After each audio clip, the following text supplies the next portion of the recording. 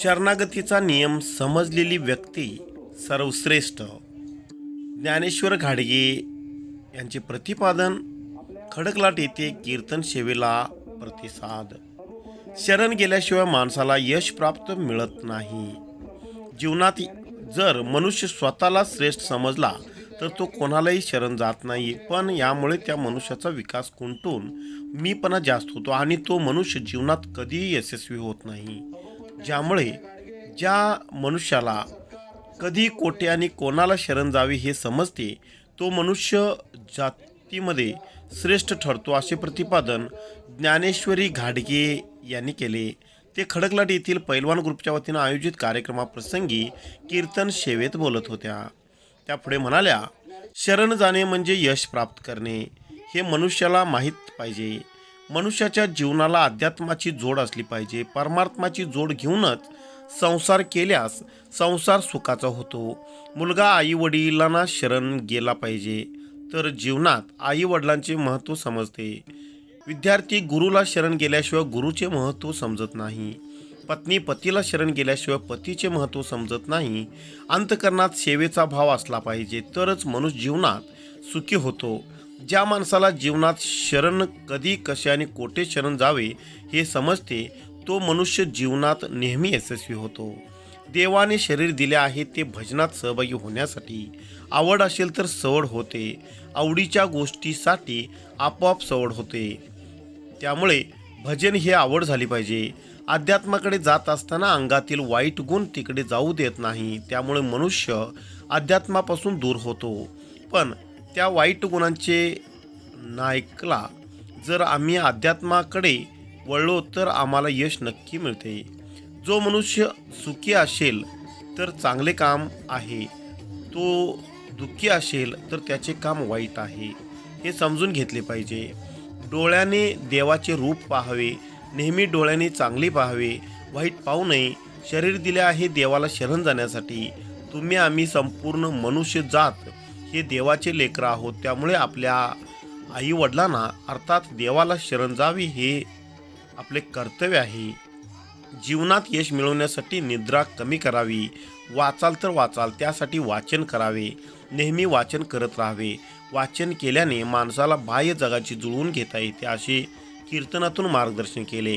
प्रारंभी ज्ञानेश्वरी घाडगे यांचा स्नेहा निंबाळकर व शुभांगी पाटील यांच्या हस्ते सत्कार करण्यात आला. यावेळी शिवबसव महास्वामीजी, पुरुषोत्तम माळी महाराज, पूजा माळी, अण्णासाहेब माळी, कुमारेश्वर स्वामीजी, वीरेश्वर स्वामीजी, रविशंकर पाटील, अदृश्य स्वामीजी यांच्यासह पैलवान ग्रुप व खडकलाट भजनी मंडळाचे पदाधिकारी मोठ्या संख्येने उपस्थित होते.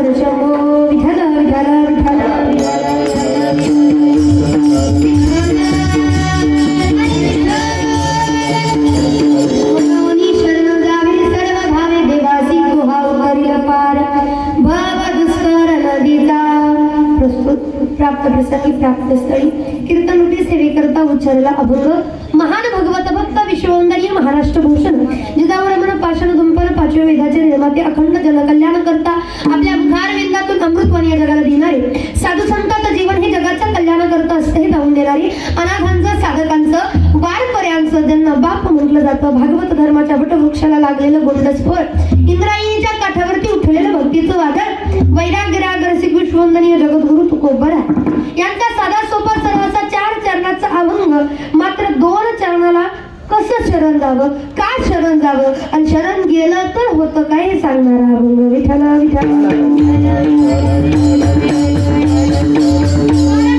प्रत्येक मनुष्य जन्माला आला तर कोणाची ना कोणाची शरणागती पत्करावी जर तुमच्या जीवनात शरणागतीच नाही तर जीवनाला काही अर्थ नाही काही लोकांना वाटतं माझ्यासारखं कोणी नाही पण ही तर चुकतं बरं का आपल्याहून भले भले एका होणी बरे रे म्हणजे मोठी माणसं आहे तिथं मग शरण जाता आलं पाहिजे तर अशा व्यक्तीला शरण जायचं अशा भगवंताला अशा त्या समर्थाला शरण जायचं की त्याच्या शरण जाण्यानं आपलं सगळं संकट निरसन झालं पाहिजे आपली सगळी कामं झाली पाहिजेत बरं महाराज सांगतात शरण जावं सर्व भावानं जावं बर आता शरण जावं तुमच्या आमच्यासारखी माणसं तुकोबरायला म्हणतात काव तुकोबर आहे शरण गेलं असतो पण शरण गेल्यानंतर आमचा काय फायदा कारण कुठलीच माणसं फायद्याशिवाय कोणती गोष्ट करत माझ्यापेक्षा तुम्ही ज्ञानी उगाच डोक्याची केस पांढरी झाली नाही तुम्हाला चांगला अनुभव सुद्धा आहे की कुठली गोष्ट फायद्याशिवाय केली जात नाही आज आम्ही एवढ्या लांब आलोय आमचा काहीतरी फायदा आहे आम्ही आलोय त्याच्याकरता आहे का नाही आमच्याकडनं काहीतरी जनजागृती होतीये तुमच्यातला एक जरी माणूस सुधारला माझ्या एवढ्या लांब येण्याचं सार्थक झालं एका नाही टाळ उभा राहतात म्हणजे काहीतरी फायदा आहे तुम्ही गाताय काहीतरी फायदा आहे तुम्ही माझ्या समोर बसलाय काहीतरी फायदा आहे का नाही कीर्तन बसलाय तर हो म्हणा सुटल्या बघू तिकडं काय असेल फायद्याने आपण करत नाही मग काव तुको बरं आहे शरण गेला तो फायदा सगळ्यात मोठा तो हा उतरेल पार तो आपल्याला या भवसागरातून उतरून पार करून नेईल म्हणून त्याला शरण जावं काय शरण जावं कारण बहु आहे करुणावंत आहे कृपेचा सागर आहे आणि विश्वामध्ये त्याचं नाम अनंत आहे म्हणून काय करावं तर शरण जावं बरं शरण गेलं ना ही जगातली नाती खोटी नाती जे आहेत ना वेळेवरती दगा देऊन जातील पण ज्या भगवंताला शरण गेलाय ज्याच्या करता जीवाचं रान करून भक्ती केली रात्रंदिवस त्याच्या सेवेमध्ये आपला रात्रंदिवस घालवली ना तो भगवंत आपल्याला साक्षाल्याशिवाय राहणार नाही साक्षी होऊन आपल्या समोर आपल्या अडचणी प्रगट झाल्याशिवाय सुद्धा राहणार नाही पण त्याकरता आधी आपल्या आपल्याला शरण जावं लागेल हे अभंगात सांगतात. विठ्ठल विठ्ठल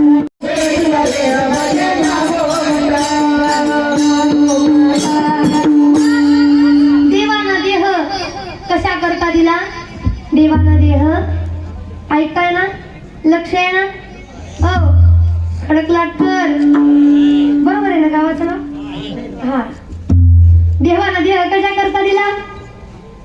माझं बोलणं कळतं ना तुम्हाला? विनकरी कशा करता दिला? भजना करता. देवाना देह कशा करता दिला? गायनाचार्य भजना करता. पक्वाजी देवाना देह कशा करता दिला? भजना करता. सिस्टीमाला देवाना देह कशा करता दिला? ओ कशा करता? भजना करता. कशा करता? भजना करता. आहे का नाही? मग आपण वापरतो कशा करता? हा, आता कसं पटलं बाबाला? ते भजना करता. बघा तुम्ही, लोकांची रुची आवड जास्त करून भजनाकडे आहे का भजनाकडे आहे? खडकलाटकर कशा कर. आणि आता सांगते बरं का, इथं खोटं बोलायचं बघा असलेले ऊस आहे आपला. पण म्हणून मला सांगायचं काय, भजन बघा आपल्याला भजन बरं वाटत नाही. आणि भोजन म्हटलं की आवडीनं एखाद्या पाहुण्याचा आत्मापूर्वरनं बोलू द्या. पाहुणं जेवायचं बेत केलं, यावं लागतंय. हा लोच जात नाही ते 15 मिनिटात जात नाही आत्मापूरला. 15 मिनिटात मग 15 मिनिटात गाडी कणकण आत्मापूरला जाते का? पाहुण्यानी बोलवलंय कशाला?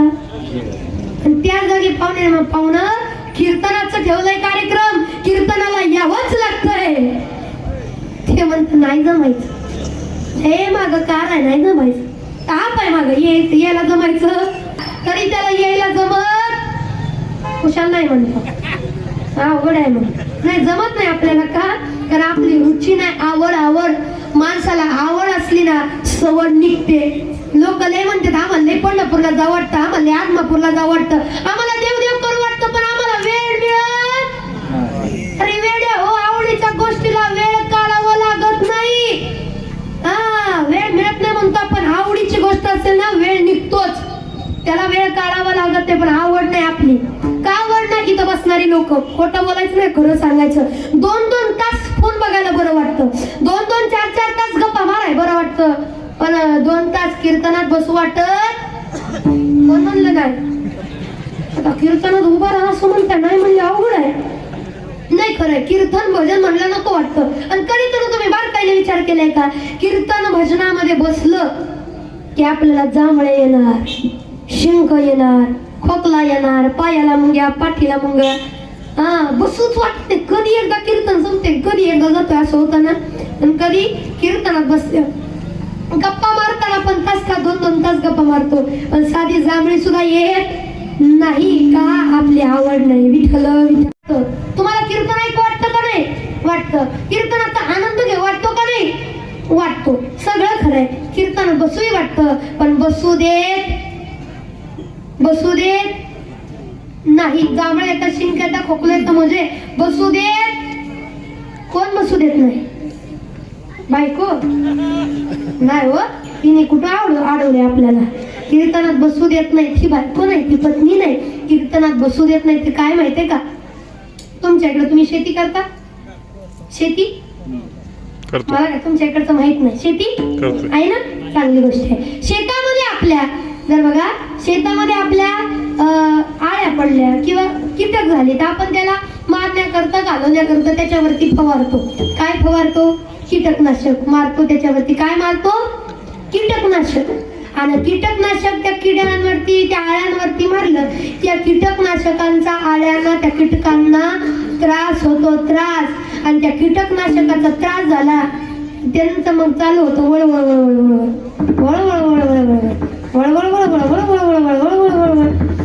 आणि मी कीटकांचं सांगते बरं का, जरा ऐका. हा, वळवळ होते का? कारण कीटकनाशकांचा त्यांना काय होतो? त्रास होतो. मग तसंच आहे, तुम्हाला कीर्तनात बसू वाटतं, तसंच तुम्हाला कीर्तनात बसू वाटतं, तुम्हाला कीर्तन ऐकू वाटतं, आनंद घेऊ वाटतो, देवाला स्वतःला वाहून घेऊ वाटतं, पण बसू देत नाही. काय माहितीये का? हे जे आहे ना, हे हरिनाम आहे, हरिनाम. आणि हरिनामाचा फवारा, या हरिनामाचं नाशक कुठलं नाशक पाप नाशक आपल्या पापावरती अंगात जे मुरलंय ना आपल्या पाप त्या पापावरती हरिनामाचा फवारा पडायला लागला की आपलं पाप सुद्धा मग कीर्तनात बसू देत म्हणून पायाला मुंगे येतात म्हणून पाठीला मुंगे येतात म्हणून जांभळे येतात म्हणून शिंका म्हणून आपल्याला डुलका लागतो कुठं कीर्तनात का कारण की आपलं पाप बसू देत नाही. पण ऐका ना आज तुम्ही माझ्या कीर्तनाला आला तर माझी एक इच्छा आहे की आज आपल्या सगळ्याचं पाप जळलं पाहिजे का नाही जळलं पाहिजे का नाही लटकर जळलं पाहिजे का नाही. अहो मी एवढी पोरगी असं माझं एवढं दणकेन आवाज करते जोरात आवाज करते जरा जोरात येऊ द्या ना. तसं तुमच्या इकडे आल्यापासून एक माणूस सुद्धा असा दिसला नाही सगळी अशी खाते पित्या करूचे काही का नाही. जरा जोरात खणखणीत दणदणीत जोरात आवाज येऊ द्या की आज आपलं पाप जळलं पाहिजे का नाही जळलं पाहिजे का नाही. बघ तुम्हाला आवाज आला तुम्ही ह्या गावचं दिसतंय नाही मग एवढं घाबरतो कसा 2 तास कीर्तन करायला जायचं काय का म्हणून माग परत म्हणून पाप जाळायचं का नाही. वा